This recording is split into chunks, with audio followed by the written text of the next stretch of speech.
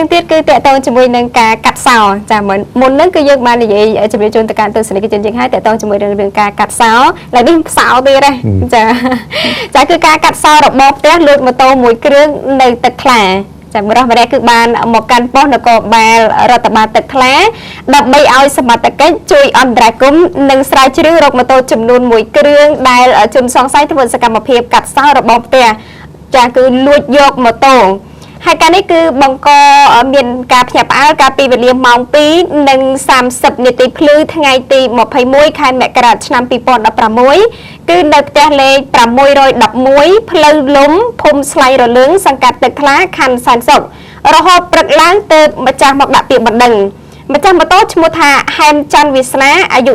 37ឆ្នាំដែលមានមុខរបរជាជាងភ្លើងហើយស្នាក់នៅផ្ទះលេខ 611 ផ្លូវលំភូមិស្លៃរលឹងសង្កាត់ទឹកថ្លាខណ្ឌសែនសុខរីឯម្ចាស់ម៉ូតូបានប្រាប់ថាម៉ូតូដែលបាត់បង់ខាងលើនោះគឺមានឈ្មោះថា Mark Black ពណ៌សលាយខ្មៅស៊េរីឆ្នាំ 2007 ដែលមានពាក់ស្លាកលេខតាកែវ 1A9198 ត្រូវបានជនសង្ស័យធ្វើសកម្មភាពចាលួចយកហើយគេចខ្លួនបាត់តែម្ដងហើយប្រពន្ធបានបន្តទៀតថាកាលពីវេលាយប់ចាំមុនកើតហេតុគឺគាត់បានទុកម៉ូតូនៅឯក្នុងរបងផ្ទះដោយមានចាក់សោរឹតអីត្រឹមត្រូវហើយបានចូលទៅដេករហូតដល់ម៉ោងខាងលើស្រាប់តែបានឮសំឡេងទ្វាររបងបានក្រោកមើលហើយក៏ឃើញថាបាត់ម៉ូតូទើបគាត់បង្កមានការភ្ញាក់ផ្អើលរហូតដល់ព្រឹកឡើងទើបគាត់មកកាន់នគរបាលរដ្ឋបាលទឹកថ្លាដើម្បីដាក់ពាក្យបណ្ដឹងនិងជួយធ្វើការស្រាវជ្រាវរកម៉ូតូរបស់គាត់ចាអញ្ចឹងណាមានន័យថា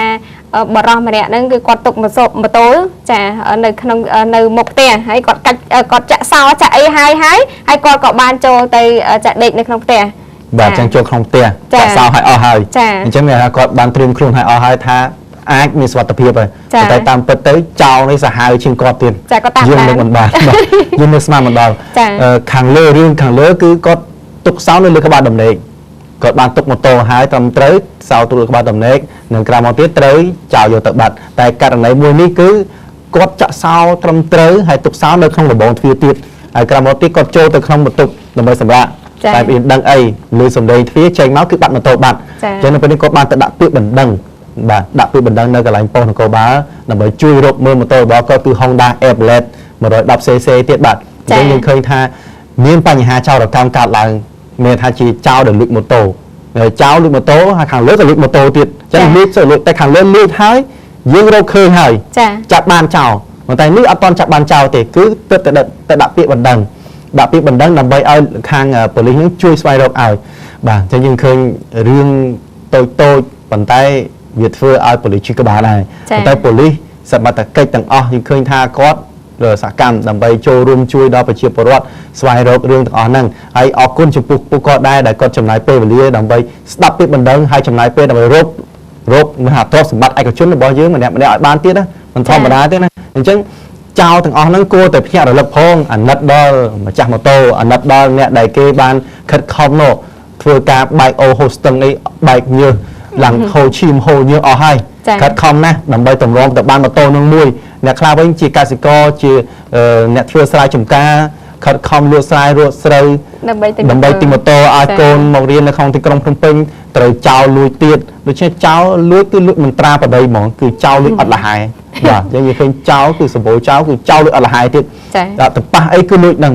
ប៉ះខ្សែកលឬខ្សែកលគឺប៉ះម៉ូតូលួចម៉ូតូអញ្ចឹងបំរុងប្រយ័ត្នបន្ថែមទៀតដល់ប្រជាពលរដ្ឋនិងបង្កើនខាងផ្នែកសន្តិសុខផងដែរគឺសូមឲ្យខាងសមត្ថកិច្ចជួយផងដែរគឺតេតងជាមួយនឹងរឿងចោលហ្នឹងគឺជួយមិនឲ្យជួយចោលទេគឺជួយប្រជាពលរដ្ឋបើសិនមិនជាមិនមែនជួយចោលគឺជួយប្រជាពលរដ្ឋគឺជួយយ៉ាងម៉េចគឺមានថាពង្រាយកងកម្លាំងនៅតាមបណ្ដាភូមិសង្កាត់ផ្សេងកន្លែងដែលសម្បូររឿងចោលលួចចោលប្លន់ហ្នឹងហើយប្រជាពលរដ្ឋខ្លួនឯងផ្ទាល់ហ្នឹងត្រូវការប្រយ័ត្នដូចគ្នាដែរប្រយ័ត្នយ៉ាងម៉េចខ្លះគឺតេតងជាមួយនឹងការទុកដាក់សម្ភារៈដែលទុកដាក់យ៉ាងណាក៏នៅតែមានបញ្ហារឿងហ្នឹងកើតឡើងឥឡូវចេះចោះបើសិនជាក្នុងផ្ទះណាដែលមានរបងហើយខាងក្នុងផ្ទះរបស់ខ្លួនមានកន្លែងទូលាយទៀតដាក់ម៉ូតូចូលខាងក្នុងផ្ទះតែម្ដងចាក់សោទាំងរបងចាក់សោទាំងទ្វារផ្ទះទៀតមើលចោលយ៉ាងម៉េចដែរសង្ស័យគាត់ទាំងអស់ហ្នឹងបាទអញ្ចឹងសូមទុកឱកាសនេះទៅកាន់កញ្ញាមកលើជាបន្តទៀតចារឿងជាបន្តគឺតេតងជាមួយនឹងការរក្សាទុកថ្នាំញៀន ចាមុនហ្នឹងក៏យើងថ្នាំញៀនឥឡូវនេះមកថ្នាំញៀនជាតាអញ្ចឹងគឺថាថ្នាំញៀនគឺសម្បូរមែនទែនសម្រាប់ចាអ្នកដែលបានប្រើប្រាស់ណាចាខត់ខ្លួនជនសង្ស័យ2នាក់ពីបទរក្សាទុកថ្នាំញៀនកម្លាំងសមត្ថកិច្ចល្បាតក្នុងមូលដ្ឋានប្រទះឃើញជនសង្ស័យ2នាក់ចាជិះម៉ូតូមួយគ្រឿងឃើញសមត្ថកិច្ចផ្ដួលម៉ូតូចោលរត់ចូលក្នុងព្រៃហើយសមត្ថកិច្ចដេញតាមក្របួចបានឆែកឆេររកគ្រឿងថ្នាំញៀនចំនួន3កញ្ចប់តូចនៅចំណុចមុខផ្ទះជួលផ្លូវលំភូមិព្រែកធំ2សង្កាត់ក្បាលកោះខណ្ឌច្បារអំពៅហើយហេតុការណ៍នេះកើតឡើងកាលពីវេលាម៉ោង 11:15 នាទីយប់ថ្ងៃទី20 ខែមករាជនសង្ស័យដែលសមត្ថកិច្ចឃាត់ខ្លួនបានគឺមានឈ្មោះថាសឹមចត្រាអាយុចា30 ឆ្នាំដែលមានមុខរបរមិនពិតប្រាកដហើយស្នាក់នៅផ្ទះលេខ517ភូមិយកបាត់1សង្កាត់ក្បាលកោះខណ្ឌច្បារអំពៅរីឯម្នាក់ទៀតគឺមានឈ្មោះថាអុលចន្ទថនភេទប្រុសអាយុ32 ឆ្នាំដែលមានមុខរបរជាកម្មករសំណង់ស្នាក់នៅភូមិពពាខែឃុំដីឥដ្ឋស្រុកគៀនស្វាយខេត្តកណ្ដាលហើយចាគឺបានដកហូតមានដូចជាចាក្រាមពណ៌សថ្លា3កញ្ចប់តូចម៉ូតូមួយគ្រឿងម៉ាក Honda Dream ពណ៌ខ្មៅពាក់ស្លាកលេខតាកែវ 1A16 រីឯសមត្ថកិច្ចបានដឹងថាខណៈពេលដែលសមត្ថកិច្ចបានចុះក្នុងមូលដ្ឋានក៏ប្រទះឃើញជនសង្ស័យ2នាក់ជិះម៉ូតូមួយគ្រឿងនៅពេលដែលឃើញសមត្ថកិច្ចស្រាប់តែជនសង្ស័យចាបានផ្ដួលម៉ូតូចោលហើយរត់ចូលព្រៃរីឯសមត្ថកិច្ចនឹងឃើញចឹងក៏ដេញតាមចាប់ភ្លាមតែម្ដងចានឹងបានឆែកឆេររកគ្រឿងថ្នាំញៀនចំនួន3កញ្ចប់តូចយកទៅសាកសួរនៅនគរបាលប៉ុស្តិ៍ក្បាលកោះបើតាមចម្លើយសារភាពរបស់ជនសង្ស័យបានឲ្យដឹងថាពួកគេទៅនឹងមកពីទិញថ្នាំញៀនចំនួន3កញ្ចប់អស់ប្រាក់ 70000 រៀលដើម្បីយកទៅជក់តែមិនទាន់បានជក់ផងត្រូវសមត្ថកិច្ចចាប់បានតែម្ដងរីឯបច្ចុប្បន្នជនសង្ស័យទាំងពីរគឺហើយនឹងវត្ថុតាងត្រូវសមត្ថកិច្ចធ្វើការសាកសួរនិងកសាងសំណុំរឿងឬបញ្ជូនទៅអធិការខណ្ឌច្បារអំពៅចាត់ការតាមនីតិវិធីច្បាប់ចា៎បាទអរគុណកញ្ញាមកតាមនីតិវិធីច្បាប់បាទមែនគឺធ្វើការធ្វើតាមច្បាប់ទៅនឹងឯងនេះយើងឃើញឥឡូវពីយុវជនពីររូបខាងលើ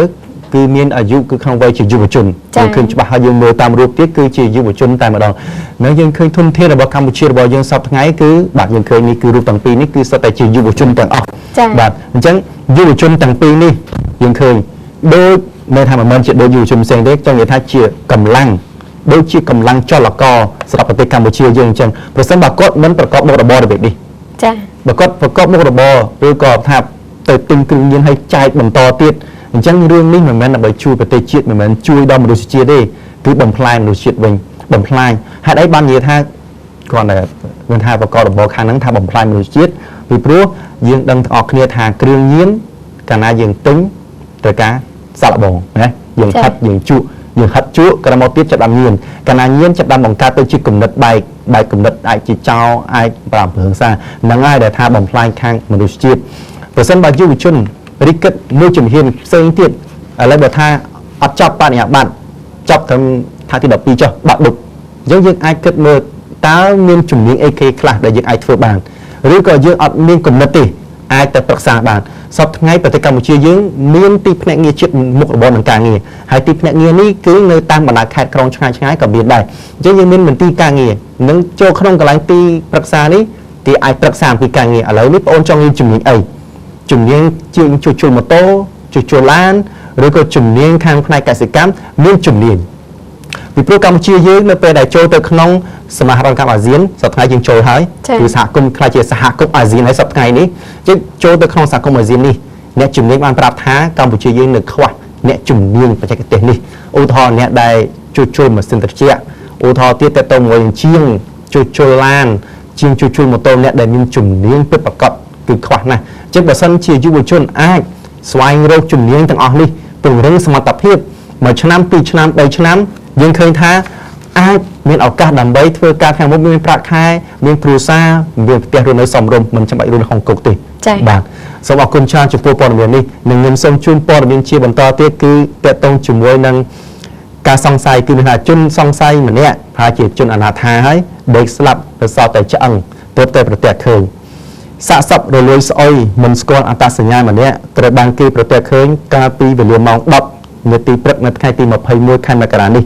នៅចំណុចក្បែរផ្ទះជួលមួយកន្លែងស្ថិតនៅក្នុងក្រុមទី2ភូមិ4សង្កាត់លេខ4ក្រុងព្រះសីហនុបង្កឲ្យមានការភ្ញាក់ផ្អើលដល់ប្រជាពលរដ្ឋនិងសមត្ថកិច្ច លោកបរិស្នេហ៍ឯកកុលផាលីស្នងការរងទទួលបន្ទុកព្រមត្តននៃស្នងការដ្ឋាននគរបាលខេត្តព្រះសីហនុបានឲ្យដឹងថាសាកសពនេះមានសភាពស្វិតសល់តែស្បែកគ្របឆ្អឹងឆ្លងតាមការធ្វើកសោវិច័យរបស់ការិយាល័យបច្ចេកទេសវិទ្យាសាស្ត្រនិងលោកវិជ្ជបណ្ឌិតសាកសពនេះលោកវិជ្ជបណ្ឌិតបញ្ជាក់ថាសាកសពនេះគឺមានសភាពស្អុយរលួយស្វិតសល់តែស្បែកគ្របឆ្អឹងគ្មានស្លាកស្នាមអ្វីទាំងអស់តែយើងដឹងថាជាមនុស្សប្រុសសាកសពនេះអាចសង្ស័យថាជាជនអនាថាដេកស្លាប់ដោយសារតែជំងឺស្លាប់ប្រហែលជា1ខែហើយលោកបន្តថាសាកសពនេះត្រូវបានប្រគល់ឲ្យទៅអាជ្ញាធរមូលដ្ឋានយកទៅបញ្ចុះនិងបន្តស្វែងរកសាវតាជាតិនិងសាច់ញាតិនៃសាកសពនេះបាទអញ្ចឹងគឺមានសាកសពដែលគេសង្ស័យគឺអត់ដឹងថាអត្តសញ្ញាណច្បាស់លាស់ប៉ុន្តែគេបានធ្វើកសោវិច័យហើយគឺជាមនុស្សគេហៅជាភេទប្រុសហើយដោយសារតែសាកសពនឹងមានភាពស្អុយរលួយមានស្វិតអញ្ចឹងយើងអត់ទាន់ដឹងច្បាស់លាស់អំពីតាសញ្ញាណហ្នឹងតែខាងសមត្ថកិច្ចនឹងបន្តស្រាវជ្រាវអំពីសាវតារបស់សាកសពនឹងបន្ថែមទៀតបាទសូមបញ្ចប់ព័ត៌មាននេះត្រឹមតែប៉ុណ្ណេះនិងសូមជូនព័ត៌មានជាបន្តទៀតគឺខាងខេត្តស្វាយរៀងប្រជាពលរដ្ឋខេត្តស្វាយរៀងត្អូញត្អែថាក្រុមហ៊ុនដឹកដីជ្រុះរាយប៉ាយលើផ្លូវជាតិលេខ1ប្រជាពលរដ្ឋបានរិះគន់ចំពោះក្រុមហ៊ុនរថយន្តដឹកដីជ្រុះរាយប៉ាយលើដងជាតិតាមផ្លូវជាតិលេខ1មិនមានអនាម័យគ្របឲ្យបានត្រឹមត្រូវធ្វើឲ្យដីជ្រុះភ្លឹះពេញលើដងផ្លូវប៉ះពាល់ដល់ការរត់នៅរបស់បងប្អូនប្រជាពលរដ្ឋដែលរត់នៅក្បែរដងផ្លូវនិងអ្នកធ្វើដំណើរឆ្លងកាត់តាមផ្លូវជាតិប្រជាពលរដ្ឋបានឲ្យដឹងថាបន្ទាប់ពីបានធ្វើឲ្យជ្រុះដីរាយប៉ាយពេញលើដងផ្លូវមកក្រុមហ៊ុនមិនបានសម្អាតឬស្រោចទឹកលាងឲ្យបានល្អវិញទេព្រោះថាផ្លូវនេះជាផ្លូវអន្តរជាតិដែលមានច្រើនប្រទេសឆ្លងកាត់នាំឲ្យគេរិះគន់ថាផ្លូវមានផ្លូវប៉ុន្តែមិនចេះថែរក្សាទូគាត់បានបន្តទៀតថាទោះបីជាមានការរិះគន់តាមបណ្ដាញសង្គម Facebook និងសារព័ត៌មានយ៉ាងណាក៏ដោយតែក្រុមហ៊ុននេះនៅតែដឹកមិនញញើដៃហើយដឹកដូចព្យុះដូចភ្លៀងនិងជុះរាយប៉ាយដដែលហើយអាជ្ញាធរនៅទីនោះវិញដូចជាគ្មានវិធានការទប់ស្កាត់ដាក់បំរាមបន្តិចសោះឡើយចា៎បាទអញ្ចឹងយើងឃើញផ្លូវជាតិលេខ1គឺជា